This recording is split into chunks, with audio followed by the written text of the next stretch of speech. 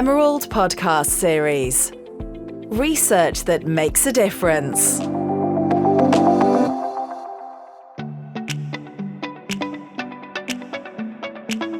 Hello, welcome to the Emerald podcast series.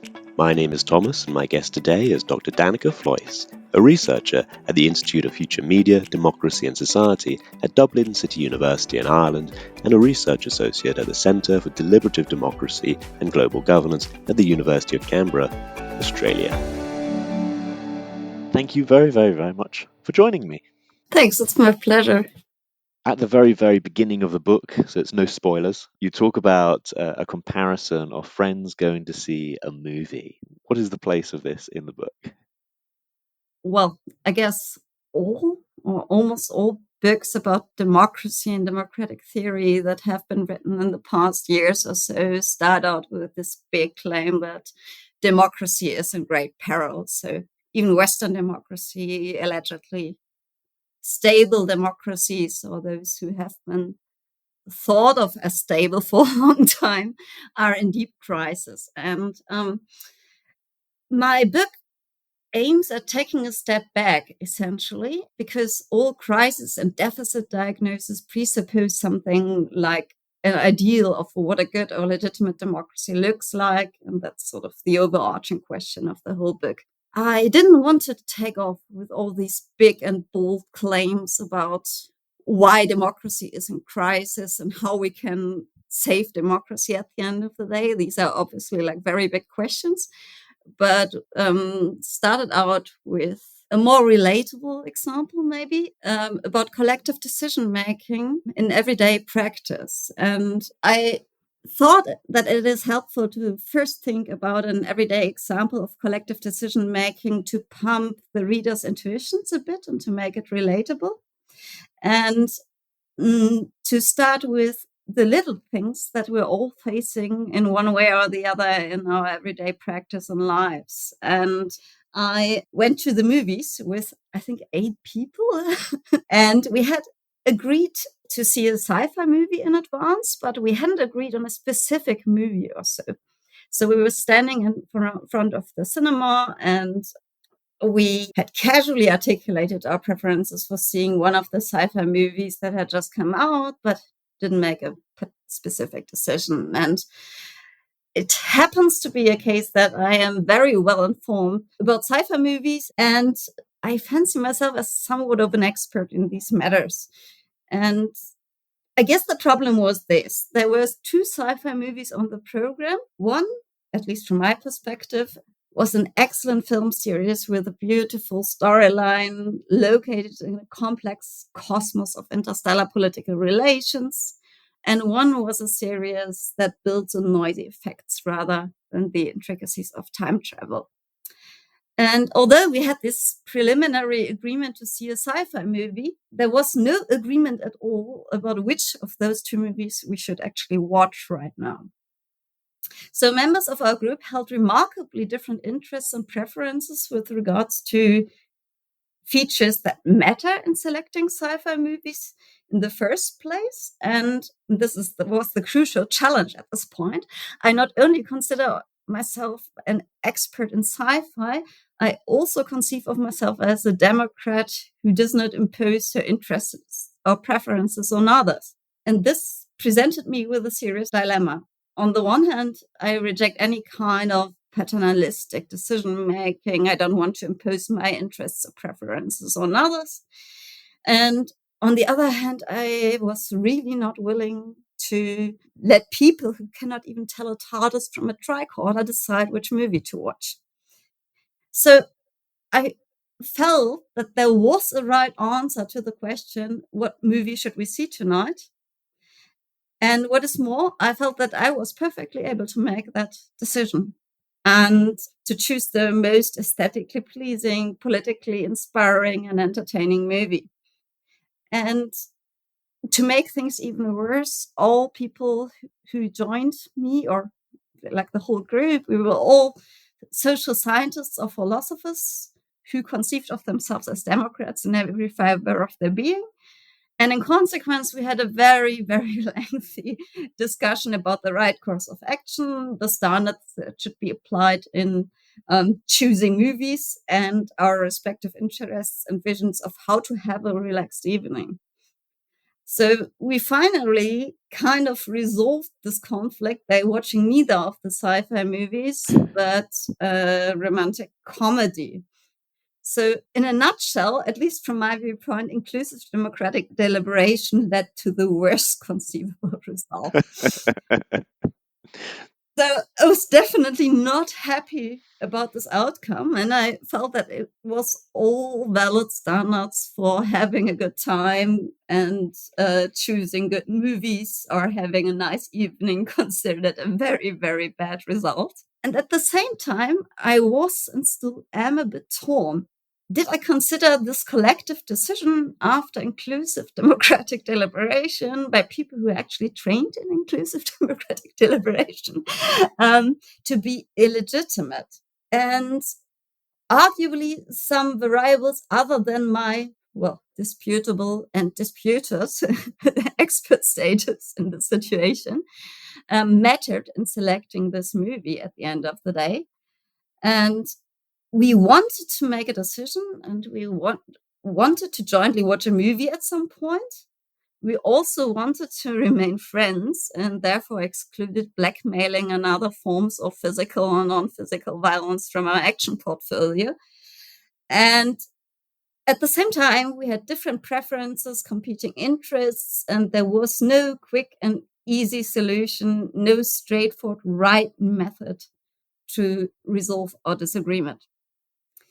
And I took this example as a point of departure to illustrate what I and also Jeremy Waldron, for example, terms the circumstances of politics. It was a situation of deep and perennial disagreement where the actors involved had competing interests and preferences, despite all these deliberations and so on. They couldn't be resolved at the end of the day. But we nevertheless needed and wanted to act in concert and needed to make a decision to proceed. And therefore, this was quite an apt analogy to the circumstances of politics. It sounds like you were caught between the difficulty of what is the best film and what is the best film for this particular group. It kind of brings into question the idea of political truth. Yes, exactly. So in the book, I am claiming that in the circumstances of politics, there is, at the end of the day, no such thing as political truth. And when we think about political truth, we need to be a bit careful. I use this here as a technical term. In a nutshell, I'm arguing that what should be done, either in terms of making policies or reforming democratic institutions and so on, is always subject to perennial political and philosophical disagreements at many levels. And I am also elaborating there and claiming it's not just about factual truth, even if we admit that there is something like factual truth, which I don't deny at the end of the day. And even if we believe that there are some things as valid moral principles and arguments, so even for committed moral cognitivists, even when we take these stances, I think when it comes to concrete political questions, to the question what should be done, there is still this element that there are competing interests and on behalf of the people involved, and these interests are legitimate. So political truth and the decision about what should be done is way more complex than we often think. And that was my point of departure in the book. So denying that there's such a thing as political truth, which doesn't mean that I'm a relativist or anything like that with regards to factual truths, for example. I'm very curious, when this book came out, you mentioned it's just over a year ago now. How did your colleagues, how did the readership respond to this book? What was interesting was after I submitted the book, and maybe even after I got the first proofs, I took a position as a visiting lecturer and visiting researcher in Nairobi, and then a bit later on also in Dar es Salaam. And I lived for a time in Dar es Salaam, so in Tanzania, and in Nairobi. And I sort of had feedback from the global north, from the colleagues there with whom I had been working, and from the global south. And the feedback was actually remarkably different in many cases. So on behalf of fellow democratic theorists in the global north, what may have felt particularly scary is actually the claim that I'm promoting radical openness. And in contradistinction to many other proceduralist theorists or philosophers, I'm arguing that we need to take proceduralism all the way down. So I am arguing that political theorists, as a matter of fact, or also political philosophers, that depends on how you draw these disciplinary boundaries, have, to put it very briefly and maybe also like in a bit of a provocative way, have nothing substantive to say about how democratic institutions or the very rules of the democratic game can or should be reformed. And this claim to take proceduralism all the way down obviously feels a bit scary, also when we have a look at different episodes in history. And I have a German passport, so I'm not a total stranger to what can happen in bad phases of history in terms of politics. In the global north, this claim that everything is up for grabs, even the basic values and principles of democratic self-rule, found some criticism, although there was like a heated debate. So it was usually friendly criticism, but it found criticism. So Simon Chambers, a deliberative theorist, for example, who wrote a very sympathetic review of the book, concluded with the everything up for grabs position inherent in radical proceduralism seems frankly dangerous under present conditions. And at the same time, Gooden, for example, also a very famous political philosopher, wrote, it's a brave democratic theorist, however, who would go for the pure, or in my terminology, radical proceduralist position, repudiating any substantive constraints on what counts as a democratic decision. And my argument is, at the end of the day, yeah, you need to be courageous to do that. But you don't have to be reckless when you're doing it. I have many questions from this one answer. I guess the first one is that you said you took a risk. You kind of question what is the role of the political theorist or the political philosopher. How do you conceive the role of these people? I think it's wrong to just talk about democracy full stop. From my perspective, there are many, many forms of doing democracy and of exercising democratic self-rule. And this could be, well, in a more deliberative way, with citizen assemblies and so on, making crucial decisions and being more closely connected to political elites or administrative elites and so on. So institutionalizing citizen assemblies at the end of the day in a more extended way than it's currently the case. This could also be a more participatory approach. Could be many things, but my crucial point here is I think there's more than one way to do democracy, and there are many democratic practices that can be combined in different ways to make collectively binding decisions and create a space where we can all live together, hopefully peacefully.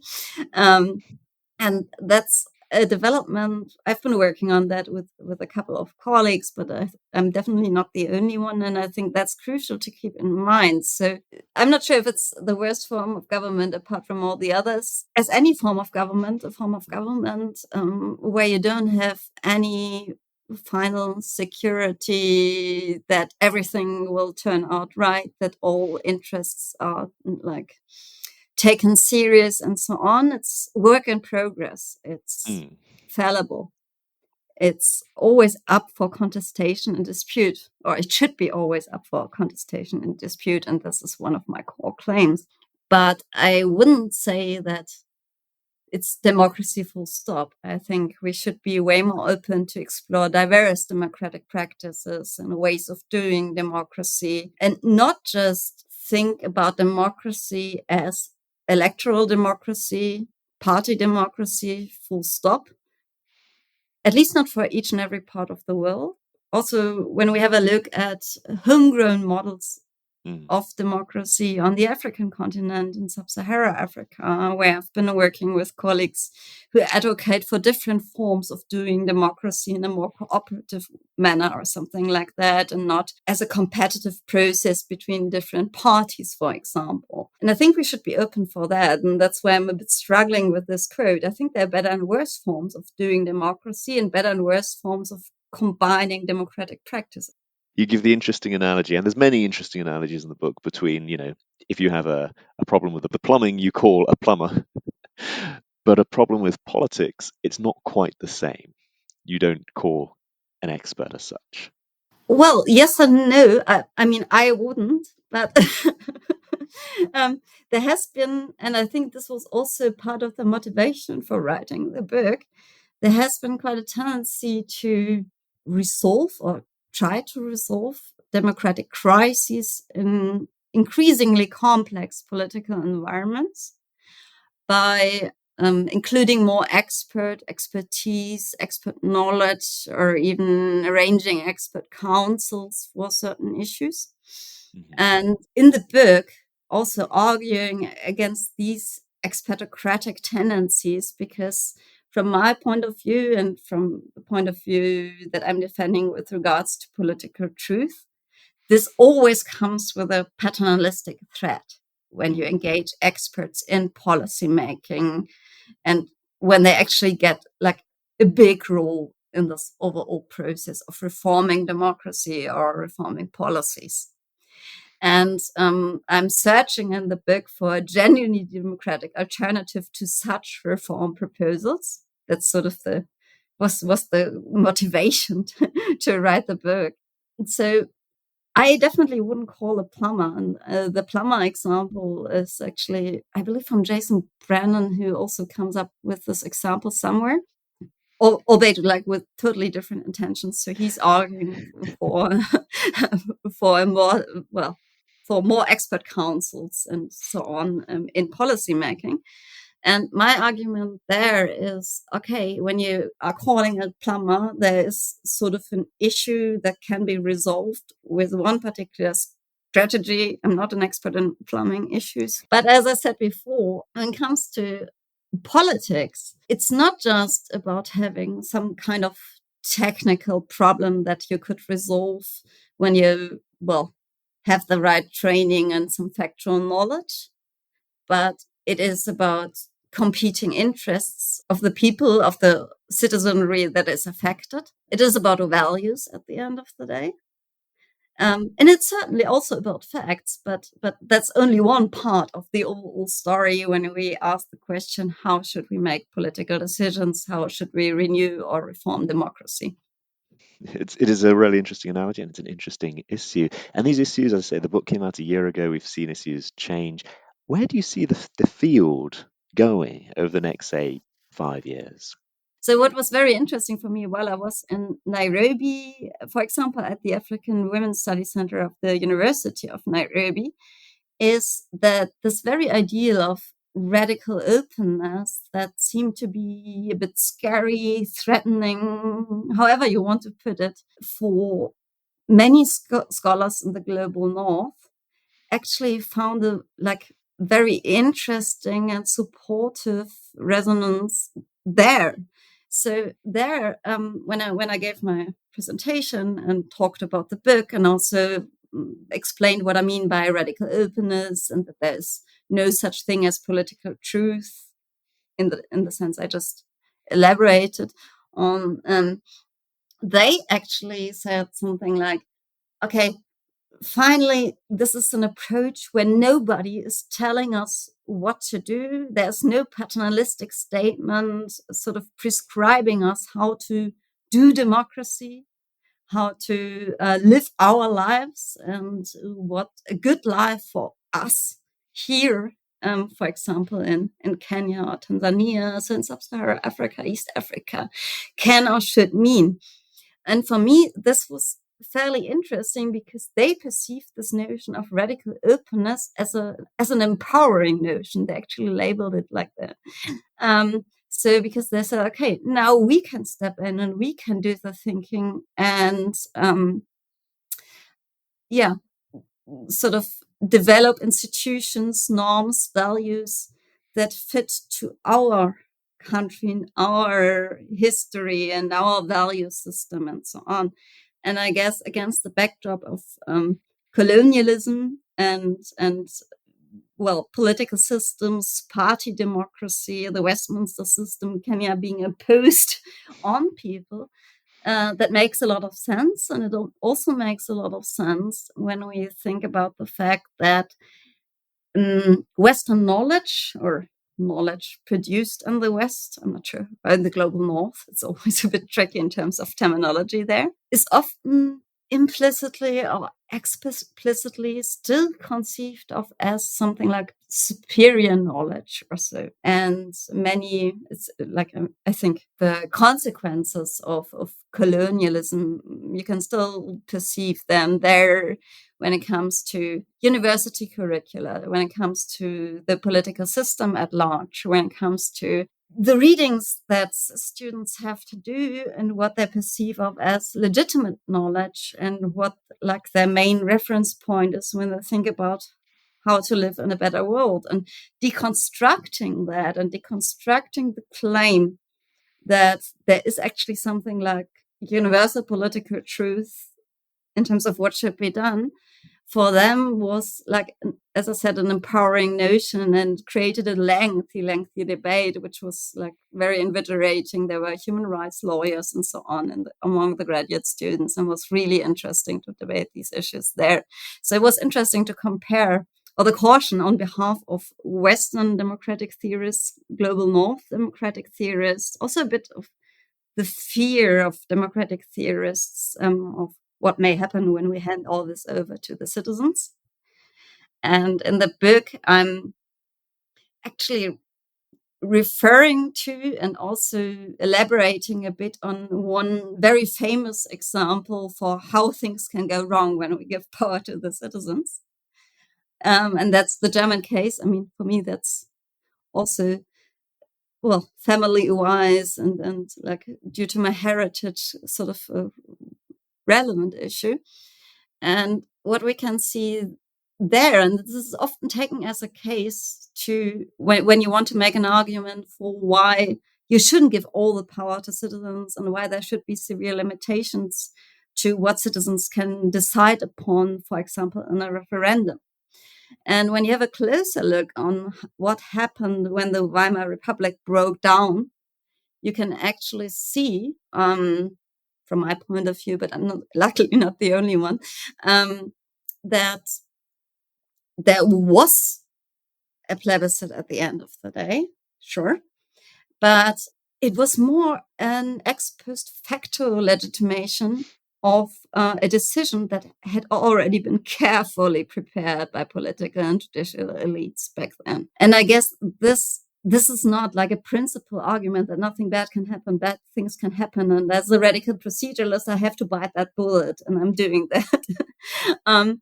I'm counting on citizens and their passion and activism at the end of the day. I have to do that, and I have to be a bit courageous, but I think I'm not reckless when we actually have a look at historic examples and also experiments that have been conducted, bringing citizens into the process of reforming or renewing democracy. Thank you very, very much. There's a lot to think about there, and you set it out so well. Could I ask, is there any question left that you would like me to ask? Well, maybe, are you a radical proceduralist right now? I'm still learning what one is, but I do like what I'm learning is the idea of trust the public and perhaps work on systems to involve the public. So I find that very interesting.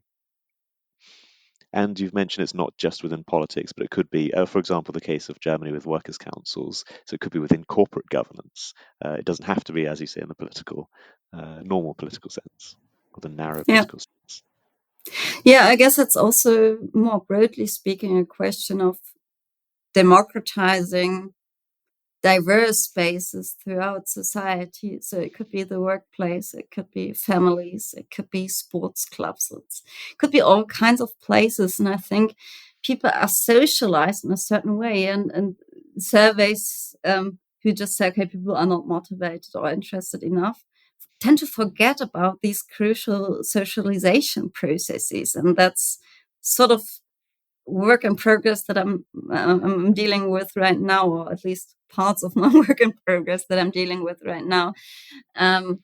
So how could a more democratic, maybe more deliberative education, even starting with kindergartens or so, look like? And then going on from kindergartens to schools and sports club and so on, because these socialization processes are so crucial when we think about how can we actually arrive in a society where citizens are willing and able and motivated to participate in these, for example, citizen assemblies or mini publics, or, well, take part in referendums and take action for themselves. And that's, I think, a very crucial part also in deliberative democracy scholarship, that there is work on that, but I think we still need to elaborate on that, because that's sort of the presupposition. At the end of the day, we cannot start with adults and then complain that they are not the perfect citizens that we want them to be. It's long-term and it's structural. Will take time. No, I guess there's no clear path how to get from here to there. But at the end of the day, I'm not the one who is, as a political theorist and philosopher, able to propose specific institutions or so.